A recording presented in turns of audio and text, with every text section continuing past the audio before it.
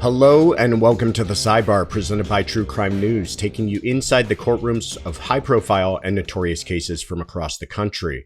I'm your host, Joshua Ritter. I'm a criminal defense lawyer based in Los Angeles and previously an LA County prosecutor for a decade. You can find me on all social media at Joshua Ritter ESQ or at joshuaritter.com. We're recording this on Wednesday, October 22nd, 2024. In this week's episode, a father and son charged for the son's alleged school shooting, with the father facing the most severe charges of any parent indicted for the actions of their child to date. Plus, jury selection in the hotly debated case of a Marine charged with killing an erratic performer on a New York subway. But first, a woman accused of zipping her boyfriend into a suitcase and leaving him to suffocate takes the stand in her own defense, testifying that she wanted to teach the abusive man a lesson, but didn't intend to kill him.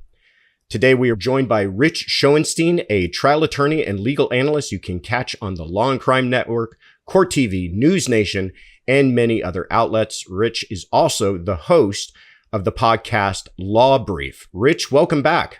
Hey, Josh, great to see you again. Thanks for having me. Thank you for coming on. I watch your podcasts and I've seen you on Law and Crime and everywhere else, and I always enjoy hearing your thoughts. So thank you for taking the time to join us today. And these are some really interesting cases that have been making the news, especially this first one we're going to talk about. Let's jump right in. Out of Orange County, Florida, a woman accused of zipping her boyfriend in a suitcase before leaving him to suffocate took the stand in her murder trial in what could be a high-stakes gamble for her defense.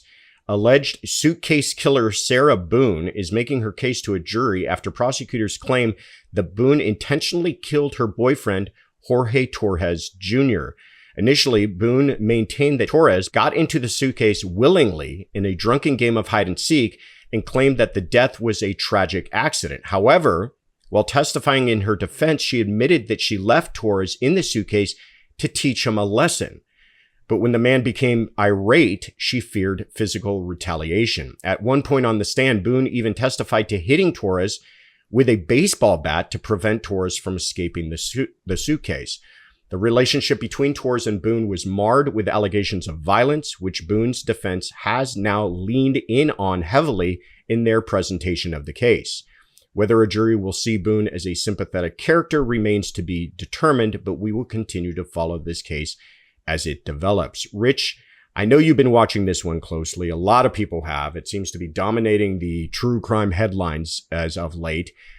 Jump right in. Tell us, what did you think of Sarah Boone's performance? Did she actually help herself out?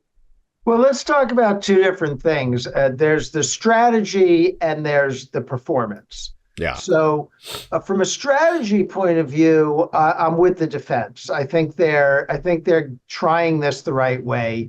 Remember, this is like her ninth lawyer. This is somebody who came in very recently. She's apparently a very difficult client among whatever else you think of her. She's a very difficult client.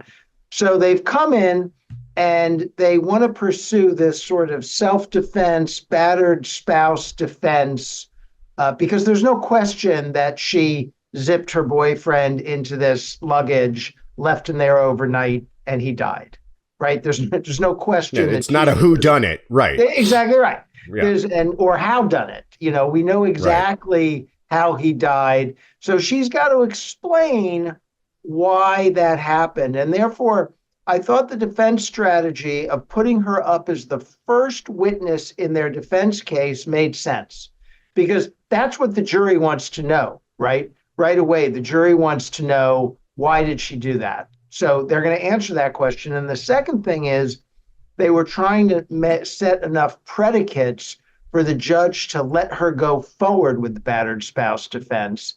And I watched her testimony. I questioned whether she really did put out enough predicate, but the judge said yes, and he's allowed that defense to come in. And so now he's allowed all this testimony about what a bad guy the victim was. And the jury's going to get to consider that. So strategy-wise, makes sense to me. I agree with you. And I think strategy-wise, they really didn't have much of a choice, right? I mean, unless they're going to go in there and say, which I thought might have been a good argument, that they were both too drunk. She didn't realize the seriousness of the situation. She kind of passed out. And this is a horrible, horrible accident. But then there's those 2 videotapes that she took, which are painting a bit of a different picture. Am I right? You're totally right. And now let's talk about performance, because all of that depends upon how she did on the stand. And so I'm not on the jury. I don't get a vote, but I wasn't buying it. Yeah. I have a fundamental problem with her story, which is it goes from 0 to 60 out of nowhere. She's having a perfectly pleasant evening with the guy. They're playing games. They're doing a puzzle. They're painting with her kid's art set, I think she said. Then they're playing hide and seek. I mean, whatever you think of that's playing. Right. He gets in the suitcase. She zips him in. And then all of a sudden, she wants to confront him about the way he's treated her over the years. And it seems to come out of nowhere. So I have a problem with that story, and I didn't buy it watching her deliver it. But you know this, Josh. I mean, she's only got to get one person on that jury to believe her side of things, or to feel sorry enough for her that they don't want to hold her responsible for him dying. Yeah, no, you're absolutely right. And to your point about whether or not you believed her, this was one of the things I'm always curious about is, jurors, like all of us, a lot of what they're doing is judging the way the person is testifying and taking a look at their demeanor and their body language. And are they crying or not? Are they responding to the things they're testifying to in an appropriate emotional manner? They're not just reading this off of a transcript.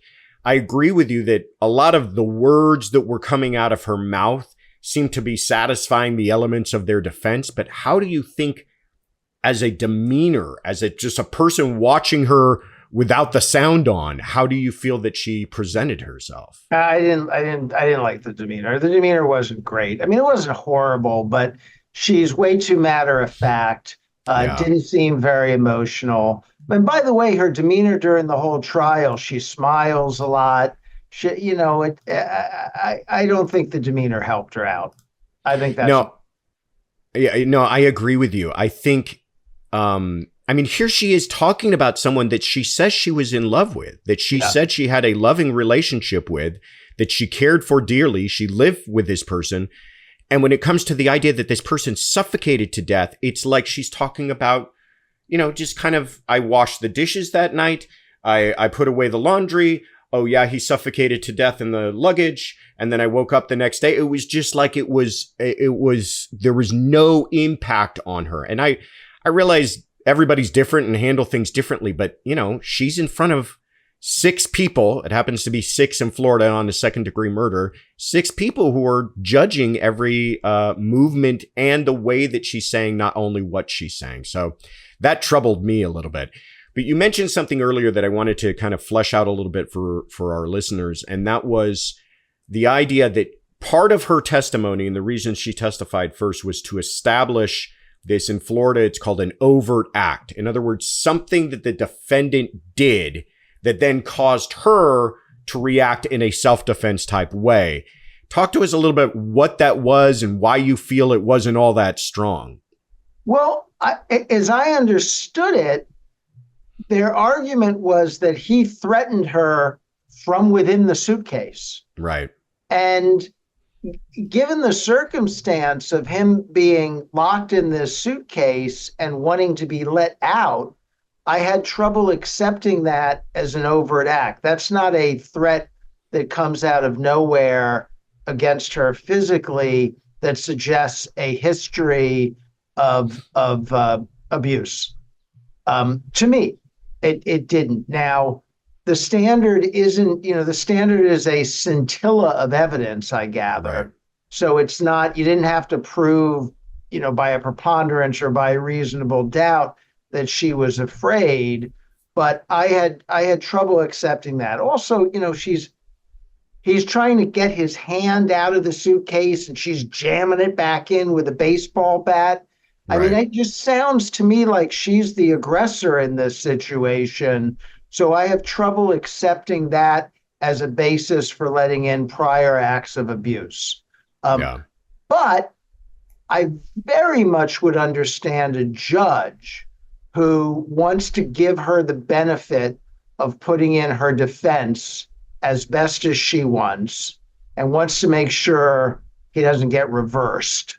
Yeah. So, and is giving her some leeway. I can appreciate that might be his perspective. I think you absolutely nailed it with that he looked at this and he said, she's already a what I would call a likely litigious client, right? Yeah. She is going to appeal this if this ends up with any kind of a conviction. And he thought to himself, I think you're absolutely right, that the standard is very low. I'm going to go ahead and give this to them because I don't want this coming back on appeal. And that's something to appreciate for people who have not been trial attorneys. That's a lot of what judges are doing, are trying to protect these things to make sure that they stand up on appeal. So, okay. So she says he's getting his hand out of the bag. She says she hits it with a bat or pushes his hand back in with a bat. But then she says, then I went upstairs and I got a little sleepy and I went to bed. How does that square with her fear of death and he's going to get out and he's going to kill her and he's going to do all these awful things when she just kind of turns around, goes upstairs and goes to bed? It doesn't square well. And, the undercurrent of all of this is they're both obviously blasted. Yeah. Right. This is drunken behavior. She says at one point she didn't initially even remember recording him. By the way, one of the problems with her proof is that she makes these two recordings and then testifies that he said all of this stuff threatening her that just happened to be said in between the two recordings. Right. So she's got one recording. He's not threatening her. She's got another recording. He's begging her to be let out. And supposedly in between, when the camera was off, he threatened her. That's a little bit hard to buy. But I think, there's a lot of alcohol involved here. So I could understand that she went up. She didn't go up and go to bed. She went up and passed out. Right. No, I agree with you. I don't know how exactly that cuts, but that's what I think happened. Yeah, very convenient that the most important parts to her case just happened to not get captured on video while this was all happening. Also, by the way, she didn't remember making the video, but she remembers exactly what he said, not in between the videos. It's real convenient. Yeah. I imagine the prosecutor will lay that all out, or I hope that he does in his closing arguments. It doesn't seem to have been articulated as well as you have done just now. But last point on this, before trial, on the eve of trial, and you know, it's being a trial attorney, this is sometimes very common. The prosecution offered her 15 years on a manslaughter, and she rejected it and said, I want to go to trial. So now she's facing 20 plus years on a second degree murder.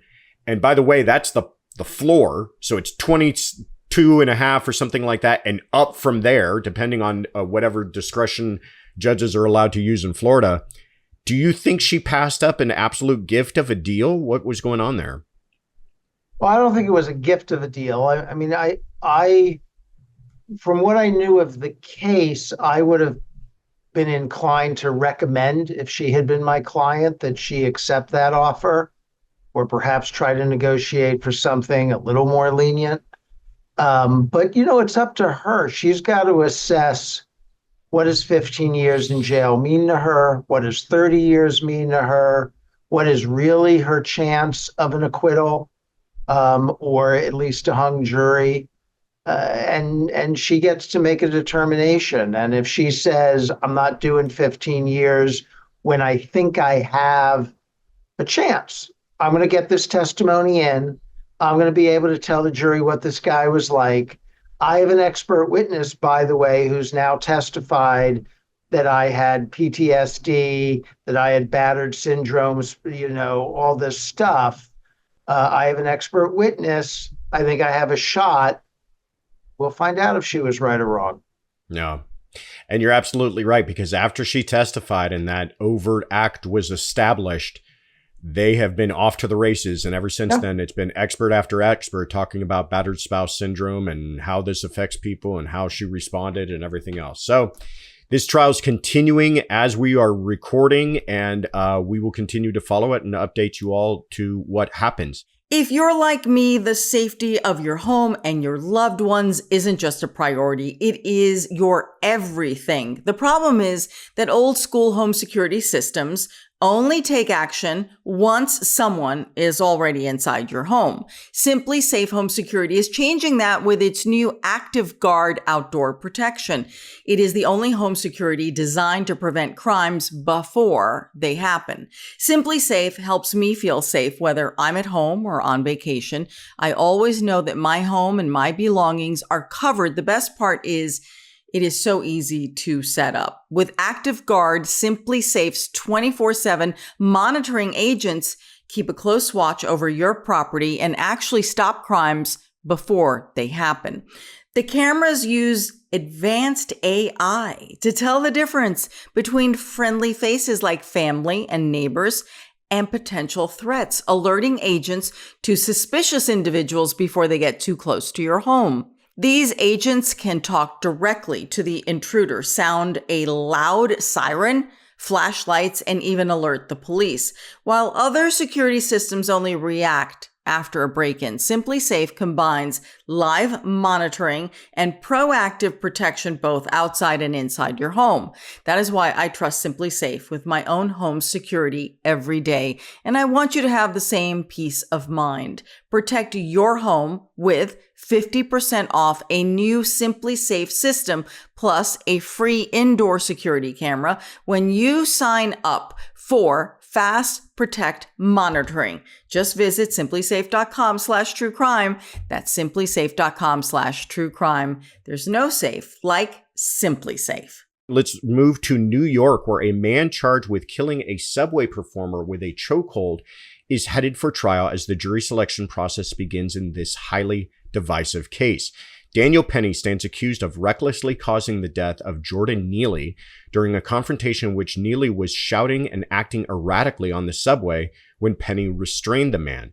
Penny's defense claims that the former Marine never meant to kill Neely, only to hold him down until police could arrive. However, prosecutors allege that Penny acted recklessly and continued to hold Neely in a chokehold after the man had lost consciousness.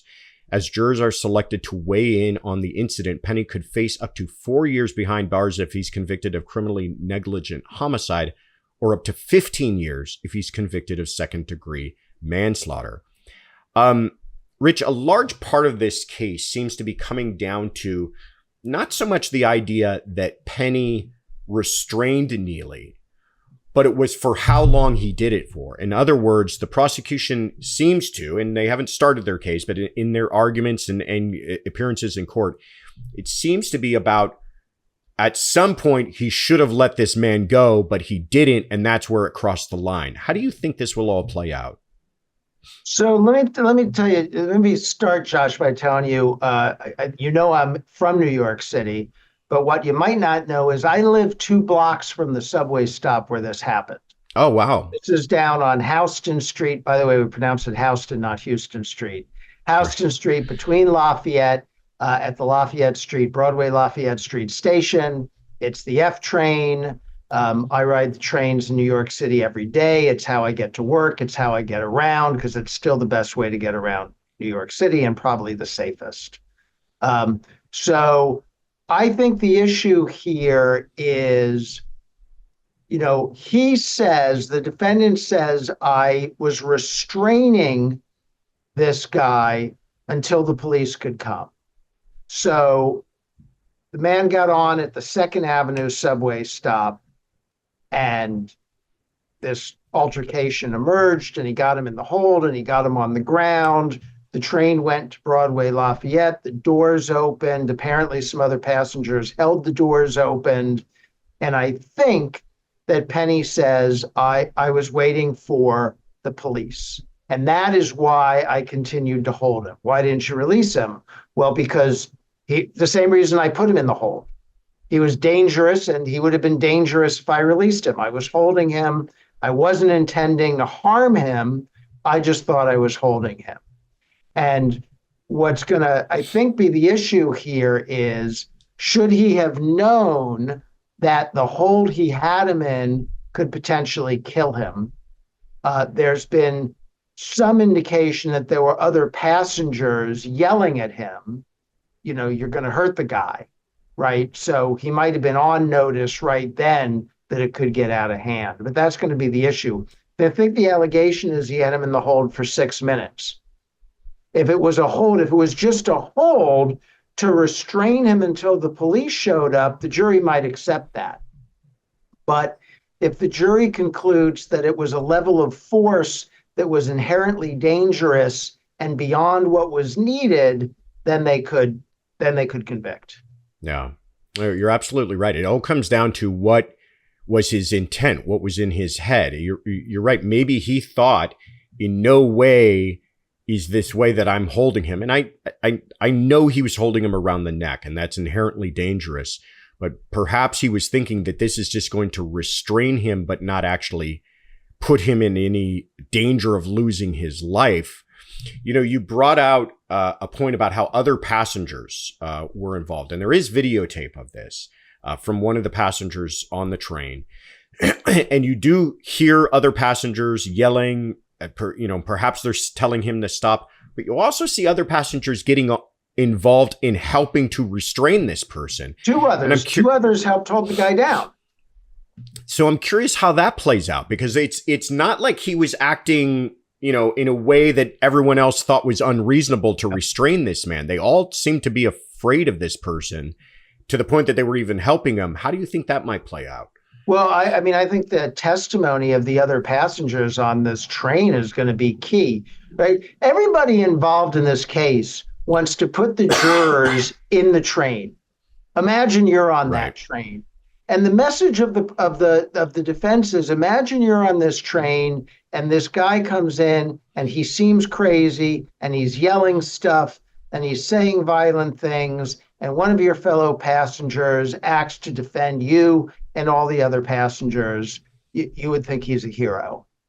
And the prosecution would say, if you ride the trains in New York City, you see some people most days that seem a little bit odd, and you can't just go at grabbing them and attacking them. And that's not what you want to do. And what those passengers say under oath, were they afraid? Did they think this was a person who was going to hurt someone? What was their view? I think that's going to be really important testimony. I think you're absolutely right. One last thing on this. I want you to put on your defense attorney hat for a second. You've now been retained by Mr. Penny. This is on video. So much of this case has to deal with what was going through his mind at the time. Do you think this is one of those rare instances where you might encourage him to take the stand in his own defense to explain to jurors exactly what he was trying to do?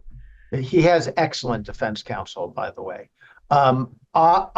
So I would definitely consider it. In a self-defense case, which this is, classically, it's the kind of case where you would have the defendant testify. But I'm always going to go back to my stock answer in this question. I'm going to practice and see how he does. I'm going to put him on the stand. I'm going to write up the best cross-examination I can. I'm going to try it out on him. I'm going to see how he does. And I'm going to evaluate what I think the jury reaction would be to him testifying. I'm going to evaluate how much harm do I think the prosecutor could do to him on cross-examination. But my gut instinct is going to be he probably needs to tell the jury why he did what he did.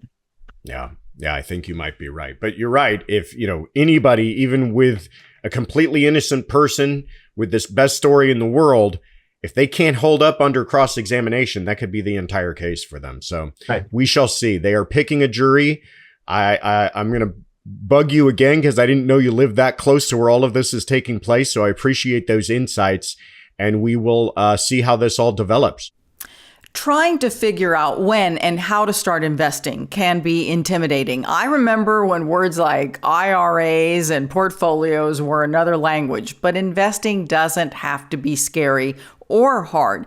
Today's episode is sponsored by Acorns. Acorns makes it easy to start automatically saving and investing for you, your kids, and your retirement. You don't need a lot of money or expertise to invest with Acorns. In fact, you can get started with just your spare change.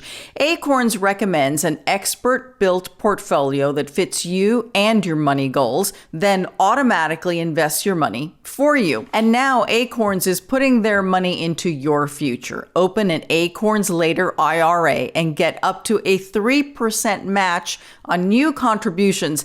That's extra money for your retirement. It's important to take charge of your future, and Acorns is a great and easy way to get started. Head to acorns.com/truecrime or download the Acorns app to start saving and investing for your future today. Paid non-client endorsement compensation provides incentive to positively promote Acorns. Investing involves risk. Acorns Advisors LLC, an SEC-registered investment advisor. View important disclosures at acorns.com/truecrime. Let's finally move to Barrow County, Georgia, where a 14-year-old and his father have been indicted on murder charges after the boy allegedly executed a mass shooting at his high school. Colt Gray, who's accused of the Appalachia High School shooting that left 4 dead, faces over 55 counts, including charges for malice murder and felony murder, along with aggravated assault and cruelty to children.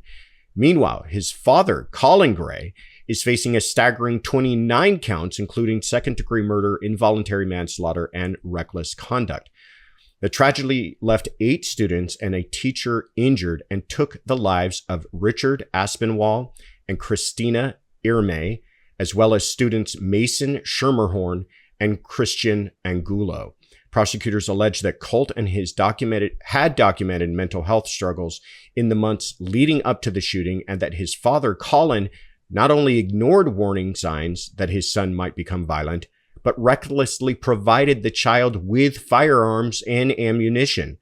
Though the father and son are being indicted separately, they'll both appear together in court on November 21st, where they're expected to enter their respective pleas at a formal arraignment, and we will continue to watch these cases as they potentially head to trial. Rich, most famously and most recently, we saw a similar situation play out with Ethan Crumbley. And in that case, both of his parents, James and Jennifer, were tried and convicted on involuntary manslaughter and each sentenced to 10 years in prison. This is murder charges against the father. They're charging him with second-degree murder in this case. Is this case different in your view? Do you agree with those charges? Tell us how you feel about this. So, well, this case, it seems to be more egregious in that there was more specific indications that the kid was troubled, and the father went out and got him a gun. And so I have no problem with him being indicted and prosecuted, and I have no problem with the facts being presented to a jury for the jury to determine. And if it meets the statutory definition of murder in that state, then so be it. But I'm pretty hardcore about this. I mean, if you said to me, Rich, we're going to pass a law, and the law says if your minor child gets a hold of your gun and shoots somebody, you are responsible. Strict liability, I would sign that law. If you have a gun in your house and do not keep it under lock and key away from your minor children, you are responsible as far as I'm concerned, because it is eminently foreseeable that your minor child is going to get a hand on a gun and do something bad with it. Shoot themselves, accidentally, shoot someone on purpose. It is totally foreseeable. Guns should not be given to minors any more than you should let a 12-year-old drive a car, right? So I have no problem with this. And these facts sound pretty egregious, so I don't have any problem with the prosecution. of this guy. You make an excellent point in that in the Crumbly case, if we're using that as kind of a starting point, what the jury seemed to focus on was a lot to do with who last handled the weapon and how it was stored.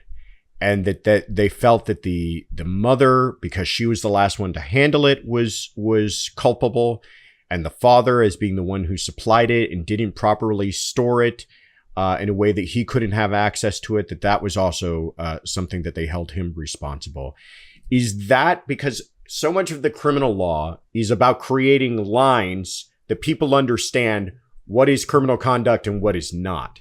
Is that where you think the line should be drawn, is in that the access? I mean, you make the point of saying if you have a gun and it's not locked up and they do anything with it, maybe that's where the line starts. But do you see it, at least my point in saying that we need to somehow start to make this, I think, abundantly clear to people as to where that line is?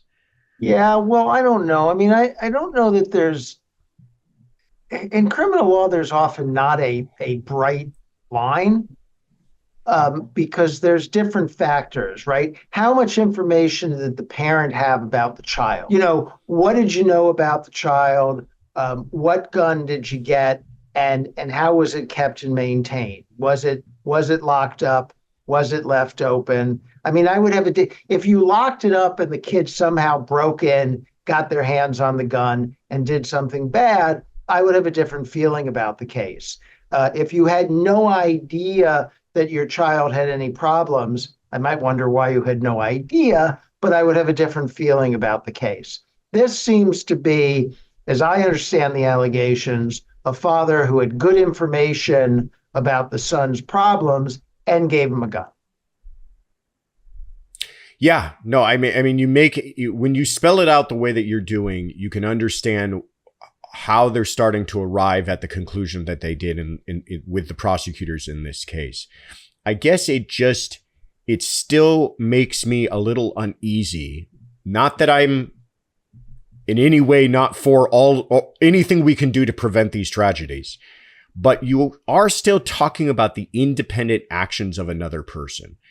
Yes, that father knew his son had issues. Yes, that father also had guns in the house that kid had access to and perhaps even purchased one for him. But still, at the end of the day, there is a person who took it upon themselves to take that gun, load it, and bring it to a school, and that was not the father. And that's where I begin to get uneasy, because we're holding somebody criminally responsible for the independent actions of another person. But I mean, go ahead and jump in here. I don't know where my question actually ends, but yeah, I appreciate that. You know, parents do have some responsibility for their children, but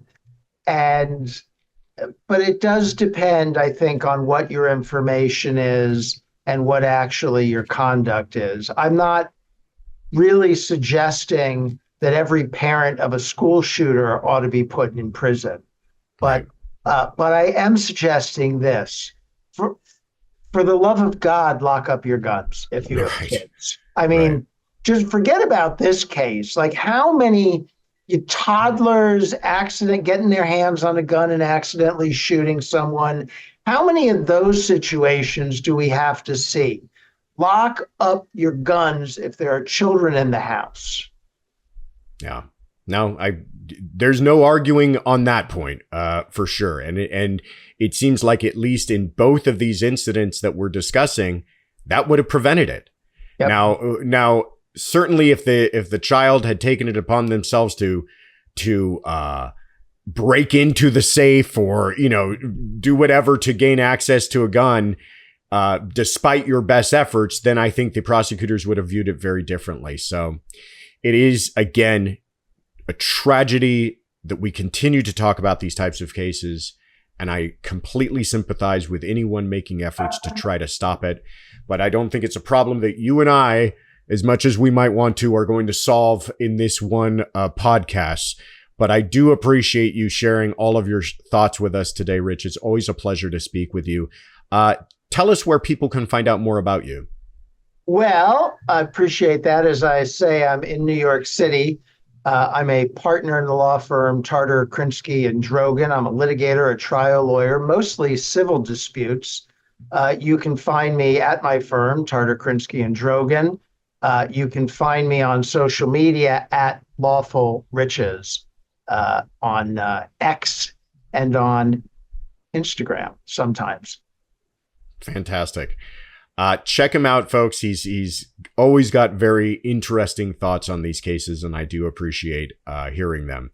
I am your host, Josh Ritter. You can find me on Instagram and Twitter, or X, at Joshua Ritter ESQ, or at joshuaritter.com. And if you want to hear my thoughts and coverage on even more true crime cases, you can also check out my brand new YouTube channel, Courtroom Confidential.